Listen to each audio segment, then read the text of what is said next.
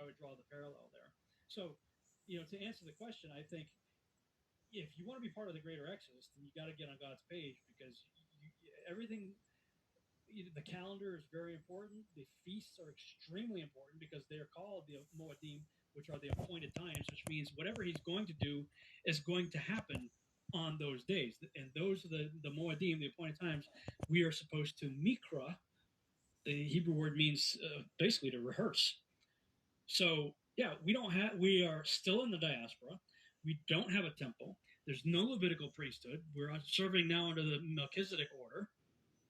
So we don't do all the sacrifices. There's no way we can, quote unquote, do the feasts exactly the way Torah says that we're to do them. However, we can rehearse with what we have, with what's available to us. And part of what's available to us is the calendar. At least getting the day right, and assembling together as groups of people. I really believe that, there may come a time when things really get rough here in this country. The writing's on the wall. In the last few years, when we were at Sukkot, there was always something kind of looming in the background in the news. And we were thinking, you know what? Kind of looking around at the people that are at Sukkot with us, these are the people we may get stuck with, till the end. Because I think what's going to happen is if we are in our Sukkots, doing what we're supposed to be doing at the right time, doing the best we can with what we have to obey God, then we will be preserved. Now, that could mean that the colony Texas goes up in flames or something, or goes under martial law or whatever, and that's where I live. But if we are doing Sukkot at that time, gathered together with other people doing Sukkot, I can't go back over there. It would be dangerous for me to go back over there. We may be preserved. I mean, this is just my opinion. As I've done these a few years now and have been rehearsing them, I've begun to think we need to be at the right place at the right time because that's where safety is. And I believe there's an earthbound safety that we're talking about, a hiding. When I did actually one of the terms for Feast of Trumpets in Hebrew is Yom Teruah, but one of the other names, I think it's Yom HaKaset, or my Hebrew is terrible. I forget exactly how you pronounce it, but the meaning is the day of hiding. That's one of the meanings of the Feast of Trumpets. There's several names applied to that particular feast, and one of them is the day of hiding. And so, and I think it's also in Zephaniah, may even be in chapter 2. Yeah, it's the next verse from where I left off. How do you like that? You have 1 and 2 saying, gather yourselves together, and the fierce anger is going to come upon you. Those, that's the first 2 I read. But verse 3 says, seek ye Yahuwah, all ye meek of the earth, which have wrought his judgment. Seek righteousness, seek meekness. It may be that ye shall be hid in the day of the Lord's anger. And I've got a blog that I did on it. It's on my BabylonRisingBlog.com website on the Rapture Riddle, where I've got all the scriptures that I could find regarding a hiding away. And there are actually a lot of scriptures that talk about hiding, being hidden away. Psalm 91 is a great one. But all of those are in the context of being obedient, obeying God, seeking his ways, his righteousness, doing his things his ways, not our ways, and saying, well, my heart. No, doing them his ways, following after his heart. That there is a hiding away. There is an earthbound place of safety, in my opinion, that will be there for us who are striving to be obedient and do his things his ways. I will say, what's this have to do? If you look at verse 15 of chapter 30, it says, see, I have set before you today life and good, and death and evil. And in that I am commanding you today to love Yahweh your Elohim, to walk in his ways, which is all the feast days, all the Sabbath days, to walk out his commandments and to guard his commandments and his laws and his right rulings. And you shall live and increase, and Yahweh your Elohim shall bless you in the land which you go to possess. And that is what this is all about. And we've got so many questions along the lines of the feast. Are you ready? because I'm so glad you're in the hot seat this week. Well, no guarantee they'll have good answers, but I'm willing to take a shot at it. Okay, 1948, get in the time frame, 1948. This is where this one's coming. Does this mean that we can discount entirely the prophecies related to 1948? And you said no previously, and the 62 and 7 weeks. Can we discount those? Here's my opinion. And I'm a bit jaded on that issue because of 1988. When I was a hardcore dispensation preacher rapture guy, it was a year after I graduated from high school. I was in the Army, and 1988 was rolling around, and specifically May 14th, 1988. There were a lot of people, and I was one of them, that were convinced that the rapture was going to happen because it was 40 years from 1948. We had all started our time clock. This generation shall not pass away. So the understanding was the generation's 40 years, and 88 was 40 years since 48. So a lot of people were convinced of it, and I was one of them. I mean, I wasn't saying it was going to happen, but I was giving all the compelling evidence that it could happen and telling people, look, I don't know, but I think, this could be it. And of course, 88 came and went. So then everybody that was on that page kind of went back to the drawing board and said, well, Psalm 90 verse 10 says a generation is 70 years, 80th by strength.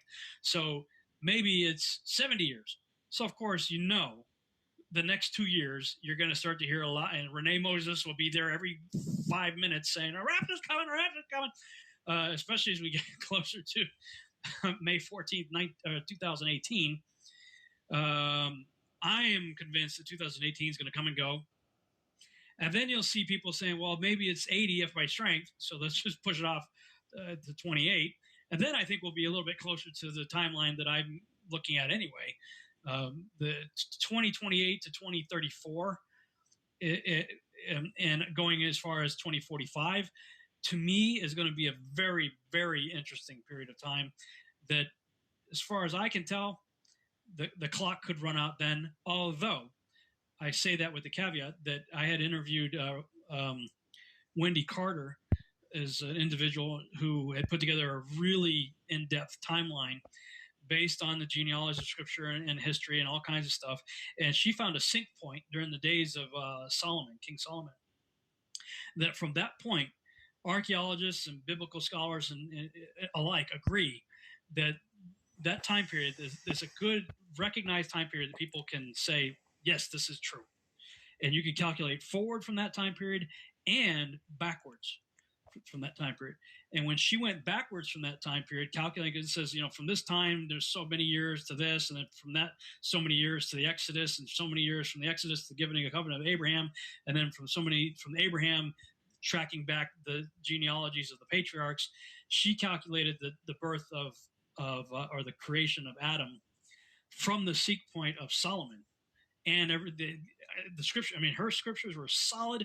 I went back and rechecked what she checked, and I find no fault in her calculations. And I remember that show.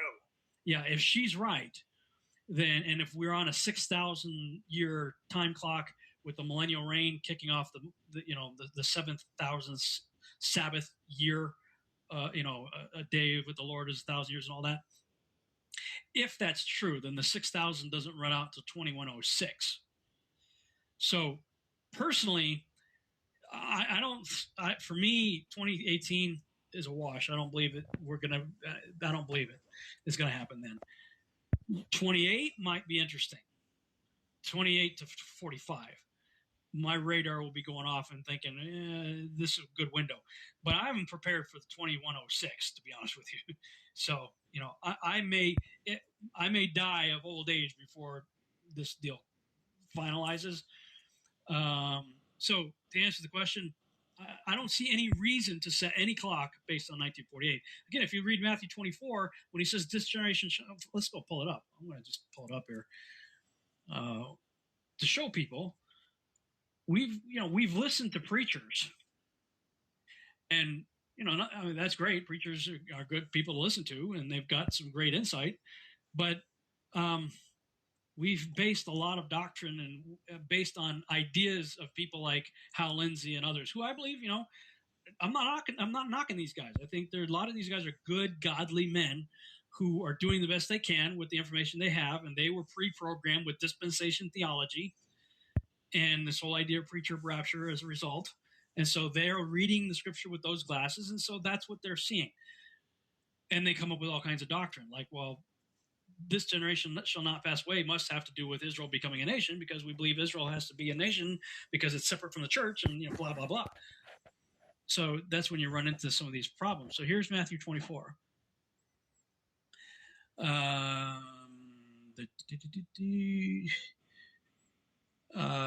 Here it is. This is where it says, this generation shall not pass.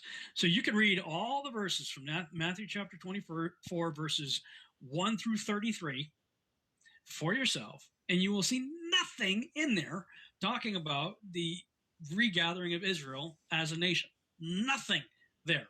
You'll also see that immediately after the tribulation of those days shall the sun be darkened, the moon not give her light, not reflect it, and the stars, all the stars of heaven, all the stars in Milky Way galaxy, they're all going to fall to Earth. So you got a big problem, Doug Hamp and others, who believe that there are balls of fire with planets going around them out there, billions of light years away, and blah, blah, blah. All of them are coming to Earth. All right. And then the Son of Man is going to appear in heaven, right? And he's going to be in the clouds. Okay. So there's your rapture immediately after the tribulation of those days. So then he talks a little bit more. He says, learn the parable of the fig tree. Now, some will say this is Israel, the parable of the fig tree. When the branch is yet tender and puts forth its leaves, you know that summer is nigh. And they'll say that the budding of the fig tree was Israel.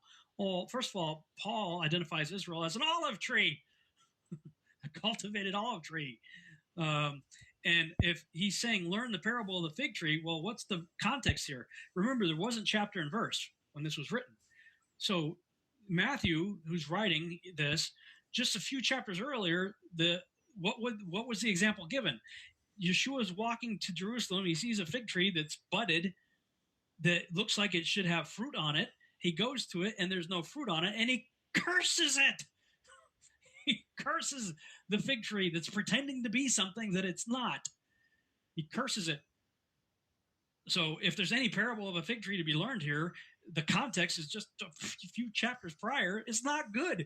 That place is getting cursed. And he says, likewise, when you see all these things, that's all the stuff that he says before, wars, rumors of wars, and all that stuff. He says, this generation shall not pass away. And then he says, heaven and earth shall pass away, but my word shall not pass away. But of that day, what day? The day heaven and earth passes away. No man knows, not the angels of heaven, but my Father only. So people will always say that, this generation shall not pass away, and they'll marry this to it and say, well, nobody knows. That's why it's a secret rapture. No one knows the day or the hour, because only, Jesus doesn't even know when he's coming back. I used to say that. That's not what it says. It says heaven and earth are going to pass away, but my words will not pass away. But of that day, what day? The day heaven and earth pass away, only Dad knows when that's going to happen.